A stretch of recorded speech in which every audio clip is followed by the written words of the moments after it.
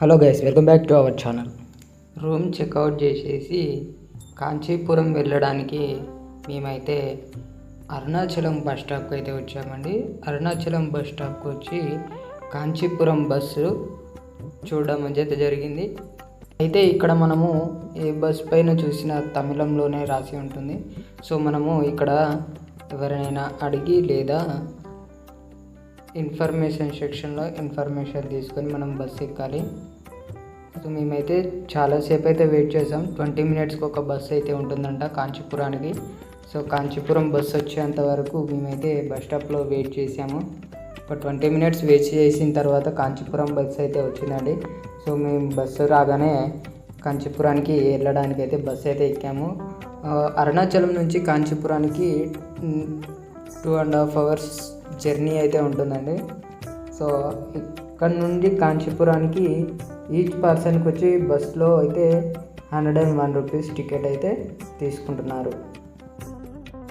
So కాంచీపురానికి వచ్చిన తర్వాత కాంచీపురంలో అయితే రూమ్ తీసుకున్నామండి. రూమ్ తీసుకొని ఫ్రెష్ అప్ అయ్యేసి దేవాలయానికి వెళ్ళడానికి అయితే మేము ఆటో మాట్లాడుకొని బయలుదేరామండి. ఒక ఆటో మాట్లాడుకొని మొత్తం కాంచీపురంలో మనం ఇక్కడ 4 దేవాలయ దర్శనం అయితే చేసుకోవాలి. సో 4 దేవాలయాల దర్శనం చేసుకోవడానికి అయితే ఒక ఆటో అని అయితే మాట్లాడుకున్నాం మేము.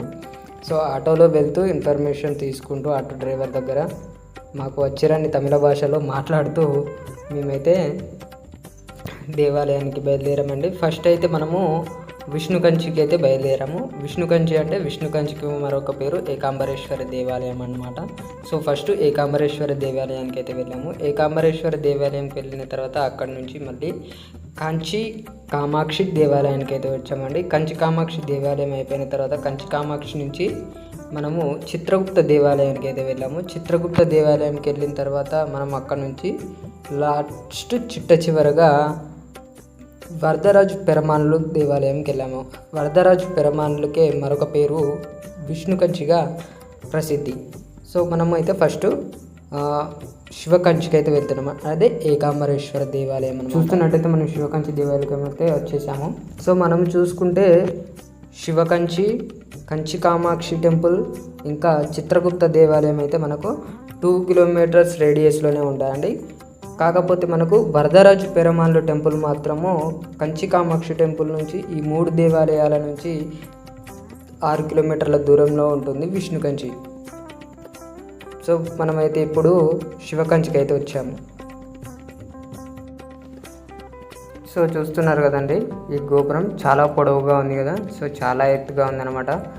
సో ముందుగా మనము ఈ దేవాలయాన్ని చూసే ముందు ఈ దేవాలయం యొక్క విశిష్టతను అయితే తెలుసుకుందాం. మన ఛానల్ని చాలామంది సబ్స్క్రైబ్ చేసుకోకుండానే చూస్తున్నారండి. సో ఎవరు మర్చిపోకుండా మన ఛానల్ని అయితే సబ్స్క్రైబ్ చేసుకోండి. ఇలాంటి మరెన్నో వీడియోలు మన ఛానల్లో వస్తూ ఉంటాయి. సో ఇప్పుడు మనము ఈ దేవాలయం యొక్క విశిష్టతను అయితే తెలుసుకుందాము. ఏకాంబరేశ్వర దేవాలయము తమిళనాడు నందలి కంచిలో ఉన్న పంచభూత క్షేత్రాల్లో ఒకటి. ఈ దేవాలయం యొక్క గోపురం ఎత్తు 59 మీటర్లు ఉంటుంది. ఇది భారతదేశంలో అతిపెద్ద గోపురాల్లో ఒకటి. కంచిలో ఉన్న ఏకాంబరేశ్వర దేవాలయం పంచభూత క్షేత్రాల్లో ఒకటి. ఏకాంబ్ర అంటే ఆంధ్ర అంటే మామిడి, అంబర అంటే వస్త్రం, ఆకాశం అని నానా అర్థాలు. ఏకాంబరేశ్వర స్వామి అంటే ఒక మామిడి చెట్టు కింద వెలసిన స్వామి అని అర్థం. ఏకాంబరేశ్వరుడు భూమిని సూచిస్తాడు. ఈ క్షేత్రం యొక్క పురాతన గ్రంథాల ఆలయంలో ప్రవేశ ద్వారం వద్ద ఎడమవైపున చిత్రాలలో తిలకించవచ్చు మనం. ఈ దేవాలయంలోని ప్రధాన దైవం శివుడు. ఆలయంలో 4 వైపులా 4 గాలి గోపురాలు ఉంటాయి. ఒక్కొక్క గాలి గోపురం ఎత్తు 57 మీటర్లు. దేవాలయం లోపల మండపంలో 1000 స్తంభాలు ఉన్నాయి. ఆలయంలో 1008 శివలింగాలు ప్రతిష్ఠించబడ్డాయి. ఈ దేవాలయంలో ఉన్న 3500 సంవత్సరాల వయసు గల మామిడి వృక్షంకి 4 కొమ్మలు 4 రుచులుగా గల పళ్ళను కాస్తుంది. సంతానం లేని దంపతులు ఈ చెట్టు కింద పడ్డ పండుని తీసుకొని సేవిస్తే సంతానం కలుగుతుందని ఇక్కడి ప్రజల నమ్మకం. అయితే ఇంతటి ప్రశంస కలిగిన ఈ మామిడి వృక్షం యొక్క కాండం మాత్రమే చూడగలం ప్రస్తుతం. ఈ మామిడి వృక్షం యొక్క కాండాన్ని అద్దాల పెట్టెలో ఉంచి దేవాలయంలోనే భద్రపరిచారు. ఇప్పుడు పురాతన మామిడి చెట్టు వృక్షంలో దేవస్థానం వారు మరొక మామిడి వృక్షాన్ని నాటి పెంచుతున్నారు. మరో ఆసక్తికరమైన విషయం ఏమిటంటే ఈ మామిడి వృక్షం కింద పార్వతీ పరమేశ్వరులు పార్వతీదేవి కుమారస్వామిని ఒడిలో కూర్చోబెట్టుకొని వధూవరులుగా దర్శనమిస్తారు. ఇక్కడే మనం తపో కామాక్షిని కూడా దర్శించవచ్చు. ఈ క్షేత్రం 108 వైష్ణవ దివ్య క్షేత్రాల్లో ఒకటి. తిరునుల్ తింగల్ తుండం అనే మహావిష్ణువు సన్నిధి కూడా ఇక్కడ ఉంది.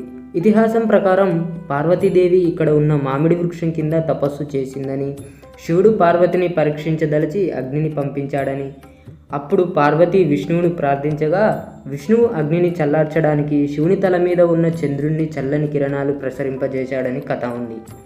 తరువాత శివుడు పార్వతి మీదకు గంగను ప్రవహింపజేయగా పార్వతి గంగను ప్రార్థించి వారిద్దరూ శివుడి భార్యలని చెప్పగా గంగ పార్వతికి హాని జరపలేదు. అమ్మవారి ఆలింగన స్పర్శ చేత పులకితుడైన పరమేశ్వరుడు అమ్మవారికి సాక్షాత్కరించి అనుగ్రహించినట్లు స్థల పురాణము. ఇక్కడ ఉన్న విష్ణువును వామనమూర్తిగా పూజిస్తారు. ఈ దేవాలయం యొక్క ప్రధాన పేరు అరుణ్లింగు కంచి ఏకాంబరనాథర్ తిరుకోయల్ అని కూడా అంటారు.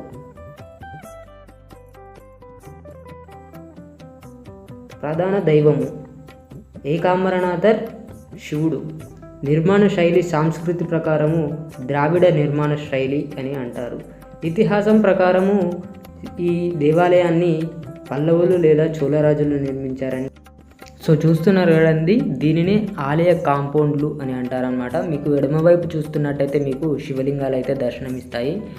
సో ఈ ఆలయ కాంపౌండ్ ఈ దేవాలయానికి నలువైపులా చుట్టూ ఉంటుందండి. సో మనం ఇప్పుడు ఇంతకుముందు ఏదైతే మనం మాట్లాడుకున్నామో 3500 సంవత్సరాల నాటి మొక్క, అది మామిడి వృక్షం గురించి, ఆ వృక్షాన్ని అయితే మీకు చూపిస్తాను చూడండి. ఆ వృక్షానికి ఎడమవైపునే తపో కామాక్షి దేవాలయం కూడా ఉంటుంది. తపో కామాక్షి అమ్మవారు కూడా ఉంటారు. సో ఇంతకుముందు మనం చెప్పినటువంటి వృక్షం ఇదే అండి. సో పురాతన వృక్షం అయితే లేదు, ఆ పురాతన వృక్షం కింద ఒక అద్దాల పెట్టెలో ఉంటుంది. ఈ వృక్షం అయితే ఆలయం వారు మళ్ళీ నాటిన మొక్క అనమాట. సో ఎడమవైపు చూసుకున్నట్టయితే తపో కామాక్షి అమ్మవారు కుమారస్వామిని ఎత్తుకొని ఒడిలో కూర్చోపెట్టుకొని వధూవరులతో దర్శనమిస్తారు. సో ఇంతకుముందు మనం మాట్లాడుకున్నట్టుగా దేవాలయంలో 1008 శివలింగాలు అని చెప్పాను కదా.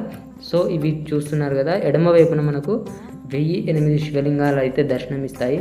అదే కాకుండా ఈ దేవాలయం యొక్క కాంపౌండ్ అనేది మాత్రం చాలా అద్భుతమైనటువంటి శైలి అన్నమాట.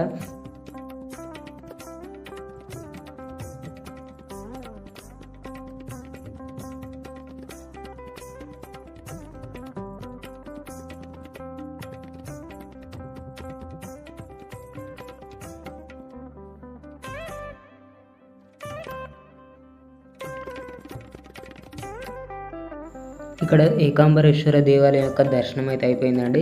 ఇక్కడ ఏకాంబరేశ్వర దేవాలయ దర్శనం అయిపోయిన తర్వాత బయటికి అయితే వస్తున్నాం మేము. సో ఇక్కడ నుంచి మళ్ళీ కంచి కామాక్షి దేవాలయానికి అయితే బయలుదేరాము. మేము ఏదైతే ఆటో తీసుకున్నామో ఆ ఆటోలో ఎక్కి మళ్ళీ ఏకాంబరేశ్వర దేవాలయం నుండి కంచి కామాక్షి దేవాలయానికి అయితే బయలుదేరాము. సో అక్కడికి వెళ్ళిన తర్వాత కంచి కామాక్షి దేవాలయం యొక్క పూర్తి వివరణ, దేవాలయం యొక్క విశిష్టతను అయితే తెలుసుకుందాం. అదేవిధంగా దేవాలయాన్ని కూడా మనము వీక్షిద్దాము.